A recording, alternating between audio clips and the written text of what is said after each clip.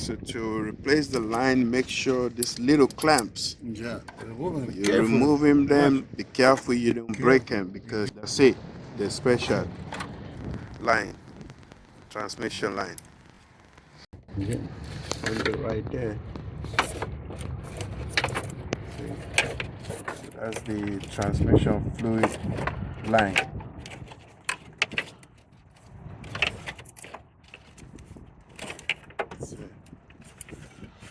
So if you want to replace it, you gotta be careful with that line. Okay, transmission fluid stick.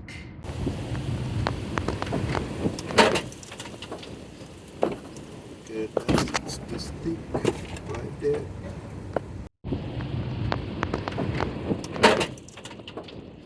Okay, that's the stick right there.